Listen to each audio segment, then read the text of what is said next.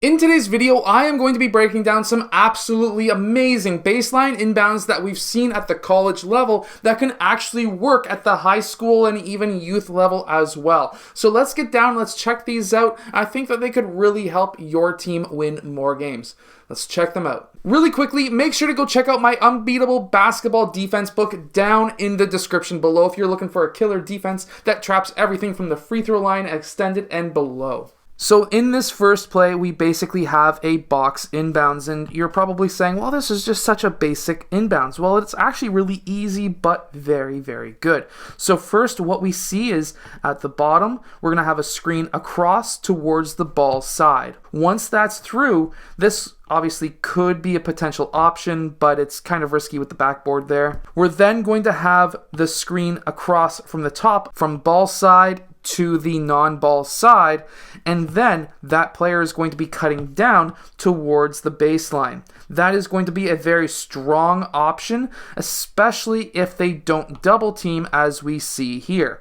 See, the idea behind most defenses is to essentially stop anything from happening near the basket on a baseline inbounds, which then, after that initial screen or the secondary screener up top, after he screens, he's going to pop up as a safety option. And that is going to be a fantastic option for a three-point shot if we didn't get any layups down underneath the basket. And of course, they do make the shot here. So usually how you would look to set this up is to have the bigs in the opposite corners, one on ball side in the post, one on the opposite side of the free throw line where player 4 is. And what we're going to start with is, of course, player 1 setting that screen for player 5. Player 5 is going to be then looping. If you can get a bounce pass through, this is going to be very beneficial. If you can't get it, do not force it. He's going to clear out, player 1 is going to clear out, and then what we will have is player 2 setting that screen across for player 4 to then cut down, and this would be really the number one option in my own personal opinion.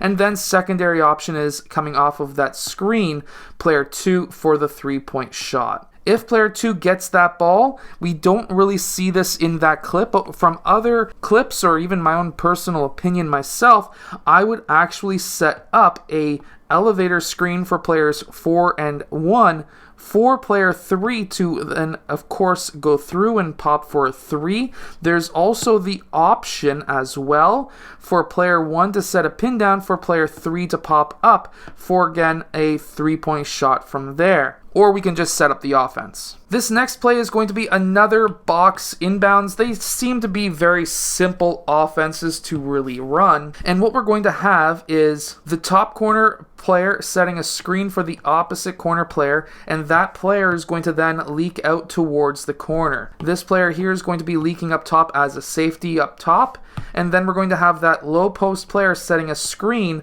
for the player who was originally setting a screen across. He is then going to be using that screen, popping to the baseline, and should be open for the mid-range shot. So basically how you would have this set up is a screen across for player 2. Player 2 will then be cutting down towards the corner, and of course if he's open, hit him up for a shot. You never want to give up an open shot.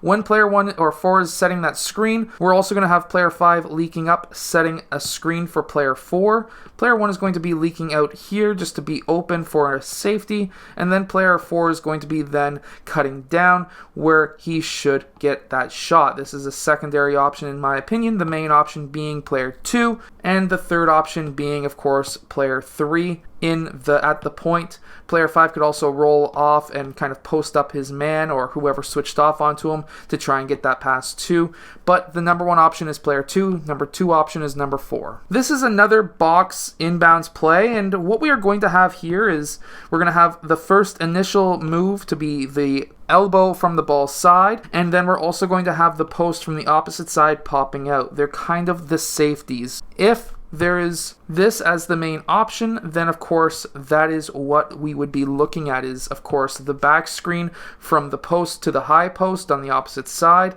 She's going to be popping down, and then coming off of that screen, she's also going to be rolling towards the basket. we kind of want to hit one of these two players up as our number one option. However, if this defender pops down and tries to cut that off, well, we have a player who's leaked out towards this side who could be open. This is obviously a very risky pass. However, if none of these two options are open and she's not open, we would then be kicking it out to that corner, especially if that main defender came down to try to cut that off, which is what we do see. However, the pass was able to get through and she was able to go up for that shot. I would actually put my two post players in those two spots, mainly because they are looking to get those close made baskets. So we're having player 1 and 2 pop out and leak out. Those are the safeties in my opinion. Player 5 would then set a back screen on player 4, and of course player 5 would roll towards the basket, and of course one of those two options hopefully will be open. This next play is absolutely super simple, and we're going to be just basically inbounding the ball to a player who leaks out and then sets up a dribble handoff roll towards the basket. It's actually a very simple play. So first we just have that lob pass out. You want to try and get it over top of the defender, and it's actually quite easy to do that when you've got all 4 players along the baseline. That's why you would be wanting to do that. And then after that happens, you would be then of course having the post player on this side basically removing himself from the situation. He moves up, and then of course the dribble handoff in the corner on the opposite side. This creates a lot of opportunities because now after this DHO, of course there could be an open lane as we see here. However, if there are any players who are coming down to play help defense, there could be options. He's also setting a pin down for of course what looks to be Corey Kispert from last year. This could have been a nice fantastic 3-point shot, but of course we want to try and get it to the roller as well, especially when we have a center who's as skilled as he is. This is actually a really simple play to run. You basically just do a lob pass over top of the defense, and then we have players who then clear out to the opposite side. Player 4 dribbles over, dribble handoff to player 2.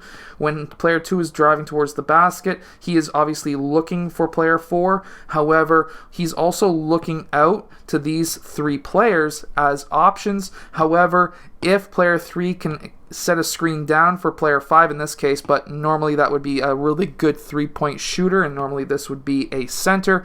Those players should have actually been switched in my books. I wasn't paying attention there, but either way, from there, we should be having a very good 3-point shot option here, or a layup option with player 5 or player 2. This play is actually very interesting as well. So we have essentially a player who cuts across. It's basically a high 4 set, and then we have a staggered screen for that player on this wing, and he's obviously the number one option to get that ball to him. And we also have a post-to-post screen up top, where now this would have been, if he never got that ball, this player would be cutting towards the baseline, hoping to get that ball inbounded to him. So number one option is this player, secondary option is this player here. However, if he gets the ball, this secondary option instead sets a staggered screen for that wing player. When that staggered screen is off, the first screener pops to the corner, secondary screener rolls towards the basket. We can then look for the player who's rolling towards the basket. Sometimes if there's mistakes on defense, you'll see that it's a 2-on-1 situation, and if you can get that pass into the post, that's going to be hugely beneficial. So basically what we are setting up is player 5 cutting out towards that corner, at the same time player 1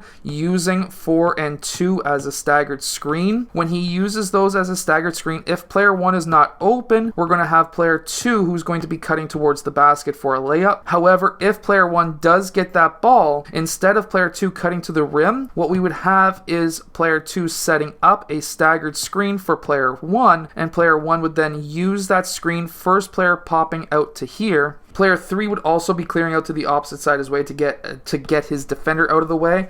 And then after we use that staggered screen, of course with player 1, player 4 is going to be rolling towards the basket. This actually does quite a few things, and we can tell our point guard here, or our guard in this situation, what to look for.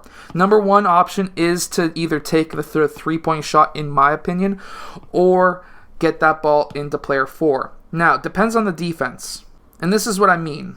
So we have player 5 who cuts down towards this corner, and then we have the staggered screen set up for player 2. If player 2 is open, then we'll be all set. He could take the 3.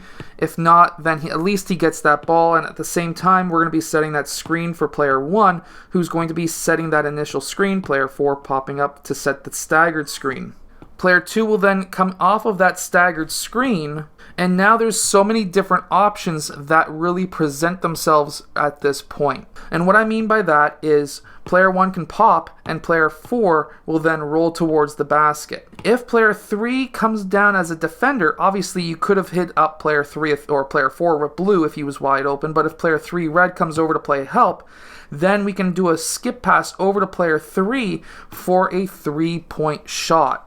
That is the other option that does present itself at times. Of course, make sure to go check out my complete guide to the 5-out basketball offense down below, but also the complete unbeatable defense guide down there as well. It's a fantastic defense that I've ran with my teams, and many other coaches have had amazing success with it. I hope that this video has helped you with your team. If it has, hit that like button and subscribe, and I'll see you guys again next time.